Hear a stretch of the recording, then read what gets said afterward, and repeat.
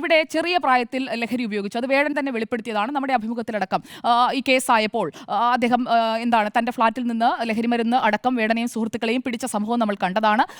അതിലെന്താണ് പിന്നീട് നടന്ന കാര്യങ്ങളെന്ന് നമ്മൾ കണ്ടതാണ്. അപ്പോൾ അങ്ങനെ ഒരു സംഭവം ഉണ്ടായിട്ടുണ്ട്. മാത്രമല്ല വേടൻ തന്നെ അഡ്മിറ്റ് ചെയ്യുകയാണ്, ഹിരൺദാസ് മുരളി എന്ന വേടൻ തന്നെ അഡ്മിറ്റ് ചെയ്യുകയാണ്, ഞാൻ ചെറിയ പ്രായം മുതൽ തന്നെ അതായത് വളരെ ചെറിയ പ്രായം മുതൽ തന്നെ ലഹരി ഉപയോഗിച്ചു വന്ന ഒരാളാണ്, ലഹരി ഉപയോഗം നടത്തിയിട്ടുണ്ട്. അതിലയാൾ പശ്ചാത്തപിക്കുമ്പോൾ ആ പശ്ചാത്താപം, ആ കുറ്റബോധം ഭാവിയിൽ ആ തെറ്റാവർത്തിക്കാതിരിക്കുന്നില്ലേ? കാരണം നിങ്ങളൊക്കെ പറഞ്ഞതുപോലെ ഒരു യൂത്ത് ഐക്കണായി വളർന്നുകൊണ്ടേയിരിക്കുകയാണ് വേടൻ. ഇപ്പോഴും ആ ഒരു വളർച്ചയുടെ ഒരു ഘട്ടമാണ് വേടൻ്റേത്. ഈ 30 വയസ്സായി വേടൻ എന്നാണ് ഞാൻ മനസ്സിലാക്കുന്നത്. ഒരു വളർച്ചയുടെ ഘട്ടമാണ്. കാരണം ഇപ്പോൾ നിൽക്കുന്ന ഒരു ലെവലിൽ നിന്ന് മുകളിലേക്ക് അയാൾക്ക് പോകാനുള്ള സമയമാണ് ഇനി നിൽക്കുന്നത്. അപ്പോൾ അയാൾ ഒരു തിരിച്ചറിവ് ഉണ്ടാവുകയും ഇങ്ങനെ ലഹരി ഉപയോഗിക്കുന്ന എന്നെ കേട്ടിരിക്കുന്ന ചെറിയ കുട്ടികൾ മുതലുള്ളവരുണ്ട്, അവരാരും ഇങ്ങനെ ആയി പോകരുത് എന്ന് അയാൾ പറയുന്നതിനെ ഞാൻ വളരെ പോസിറ്റീവായിട്ടാണ് കാണുന്നത്. കാരണം അയാൾ അത് തെറ്റ് തിരുത്താൻ, അയാൾ തെറ്റ് ചെയ്തിട്ടുണ്ട്, അത് അയാൾ തന്നെ സമ്മതിക്കുകയാണ്, ആരും ആട്രിബ്യൂട്ട് ചെയ്യുന്നതല്ല.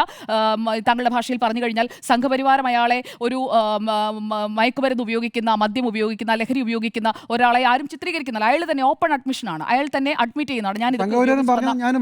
ഞാൻ പറയുകയാണ്, ഈ വേടനെതിരായ എതിർപ്പിന്റെ ഒരു പശ്ചാത്തലം എന്ന് പറഞ്ഞ് ഈ സംഭവങ്ങളിലേക്ക് വിരൽ ചൂണ്ടിയല്ലോ. അപ്പോൾ അതുകൊണ്ട് ഞാൻ എന്റെ കൗണ്ടർ അതല്ലേ ഞാൻ ചോദിക്കുന്നത്. അത് ഒരു നറേറ്റീവ് സൃഷ്ടിക്കുകയാണ്. അപ്പോൾ വേടനെ എന്ത് പറഞ്ഞാലും ഇപ്പുറത്ത്